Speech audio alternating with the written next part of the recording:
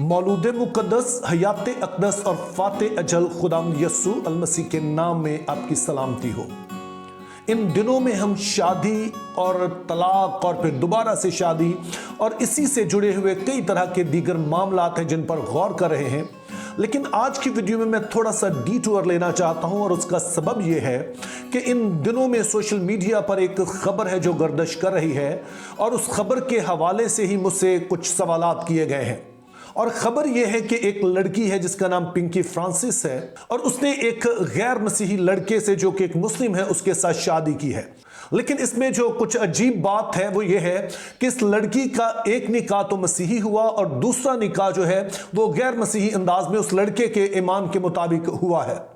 और मुझसे ये पूछा गया है, राय मांगी गई है कि क्या बाइबल मुक़द्दस ऐसा कुछ करने की इजाजत देती है।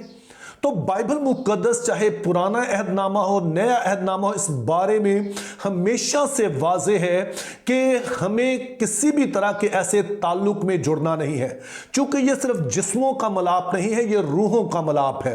हत्ता कि जहां पर तलाक जो है इतना संजीदा मामला है, उसके बावजूद मुक़द्दस पौलुस रसूल इस बात पर जोर देते हैं कि अगर कोई शख्स गैर मसीही हो और जब वो मसीही हो जाए तो उसके बाद उसका जीवन साथी अगर मसीही ना हो और उसका जीवन साथी उसे छोड़ना चाहे तो उसे छोड़ने दे।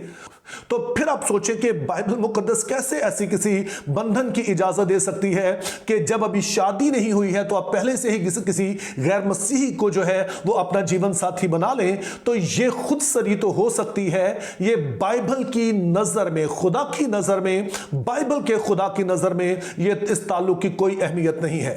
लेकिन मेरा मानना है कि ये बात सिर्फ इतनी सी नहीं है, चूंकि ये बात उससे बड़ी है, जिसके लिए मैं एक आयत आपके सामने पढ़ना चाहता हूं।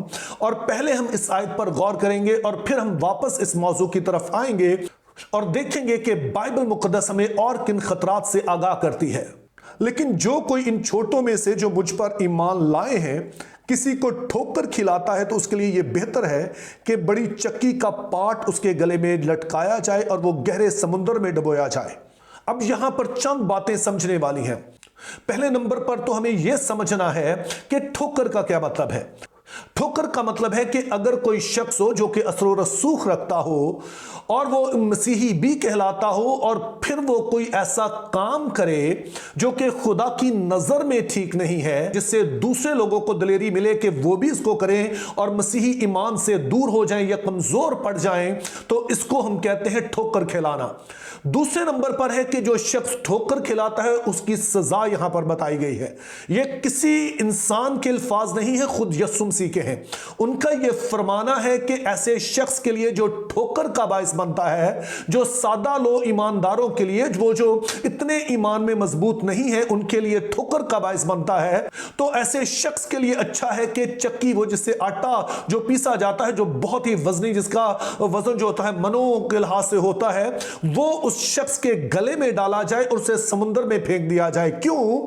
ताकि वो शख्स जो है नीचे ही गर्क हो और कभी ऊपर ना उभरे। सो इस आयत की रोशनी में कि जिस शख्स के सबब से कोई आम ईमानदार ठोकर खाते हैं, उसकी सजा जो बाइबल मुक़द्दस बताती है, जो कि ज़ाहिर रूहानी जो है सजा है, कि ऐसे शख्स के लिए अच्छा है कि उसको गहरे समुद्र में डुबो दिया जाए, इस तरह से कि वो कभी वापस ना आए, यानी कि वो हमेशा के लिए वहीं पर रहे और वहीं पर वो गर्क हो और कभी ऊपर ना आए, क्योंकि उसने उन कमजोर ईमान वालों को, सादा ईमान वालों को उनके ईमान में कमजोर किया है, उनका जो तर्ज़े अमल है उनके ईमान को खतरे में डाल रहा है।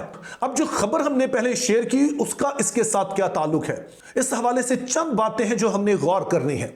नंबर 1 के ये जिन लड़कियों की शादी हुई है ये कोई आम लड़कियां नहीं है। ये ऐसा नहीं है कि इन्हें कोई जानता नहीं है, बल्कि ये मशहूर है, असर रसूख रखती हैं और इनकी की हुई बात जो है ऐसा हो ही नहीं सकता कि वो ढकी छुपी रहे। लेकिन मुझे जो शिकवा है ना तो सुनीता मार्शल से है, ना पिंकी से, और ना ही ऐसी दीगर लड़कियों और ना ही ऐसे लड़कों से है, क्योंकि ये सिर्फ लड़कियों का मामला नहीं है, लड़कों का भी मैं कह रहा हूं कि बहुत सारे हैं जिनका खुदा वो खुद है। क्योंकि जिसके लिए आप जीते हैं वही आपका खुदा है। अगर आप अपने लिए ही जीते हैं और सिर्फ आपको अपनी ही ख्वाहिश पूरी करनी है और ये सोचे बगैर कि मेरे किसी अमल का जो कमजोर ईमान के लोग हैं उन पर क्या असर होगा, तो फिर आप अपना खुदा खुद हैं। तो जिनका खुदा वो खुद है, उनसे मुझे कोई शिकवा नहीं है। मुझे अगर शिकवा है तो उस फादर जी से है, मुझे उस शिकवा है तो उस पास्टर साहब से है जिन्होंने इनका निकाह पढ़ाया है। क्योंकि अगर इनको कोई मसीही लड़कों में कोई पसंद नहीं आया है और इनके म्यार पर पूरा नहीं उतरा है तो जाएं कोर्ट मैरिज करें। किसने इनको रोका है? हर कोई आजाद मर्जी का मालिक है और मसीहत तो किसी को भी नहीं रोकती है। और मसीहत तो कहती है कि हम समझ के साथ मसीह के साथ चलें, और अगर कोई नहीं चलना चाहता तो कोई जोर जबरदस्ती नहीं है। लेकिन जब एक फादर जी और एक पास्टर साहब जब इस बात को करेंगे तो वो बहुत सारी उन लड़कियों के लिए ठोकर का बायस बन रहे हैं जो ईमान में कमजोर है। क्योंकि जब चर्च इसमें इन्वॉल्व होगा तो ये उनकी तरफ से एंडोर्समेंट है। आम बच्चियों के लिए ये पैगाम है कि वो भी ऐसा ही कर सकती हैं। और ये अफसोसनाक क्यों है? क्योंकि यहां तो पहले ही कई ड्रामे ऐसे बनते हैं, मारिया बिन्त अब्दुल्ला और हुरम सुल्तान और ना जाने क्या क्या बनते हैं, जहां पर मसीहों और खास तौर पर मसीही बच्चियों के ईमान को खराब करने की कोशिश की जाती है। कि जहां पर आए दिन केसेस सामने आते हैं कि जबरी शादियां की जाती हैं, बच्चियों को जबरी तौर पर उनका मजहब तब्दील करवाया जाता है। और वहां पर अगर चर्च की तरफ से यह छूट दे दी जाएगी और चर्च इसमें खुद इजाजतनामा लिख के देगा कि तुम ऐसा करो, तो फिर कैसे हम इन बच्चियों पर इल्जाम लगा सकते हैं, अपने इन बच्चों पर इल्जाम लगा सकते हैं? तो मुझे ना सुनीता मार्शल से कुछ लेना देना है, ना पिंकी फ्रांसिस से कुछ लेना देना है, और ना ही और जो ऐसा लड़के लड़कियां ऐसे करते हैं, और ना ही यूसुफ यूहन्ना से और ऐसे ही दूसरे लोगों से कुछ लेना देना है। मेरा लेना देना चर्च के साथ है, मेरा लेना देना उन पास्टर साहबान के साथ है। और बाइबल मुकद्दस में आपने पढ़ लिया, आपने जो कुछ किया है, आप हजारों लाखों मसीही लड़कियों के लिए ठोकर का बायस बने हैं। और जब बने हैं तो बाइबल मुकद्दस वाज़ेह है, आपको चक्की का बड़ा पार्ट बहुत मुबारक हो। और अगर दीगर पास्टर साहबान इस वीडियो को देख रहे हैं तो उनके लिए भी मैं यही कहूंगा कि जिन्होंने ये कर लिया, आप इस फंदे में मत फंसिए, आप बड़ी चक्की का ये पाठ अपने गले में मत डालिए। बाइबल मुकद्दस ऐसे किसी निकाह की कोई इजाजत नहीं देती है। लेकिन फिर पौलुस के ही अल्फाज में कि जो खुदा के कलाम को ना समझे उसके लिए कोई जोर जबरदस्ती तो है नहीं है। लेकिन चर्च को ऐसे मामलात को डिस्करेज करना चाहिए।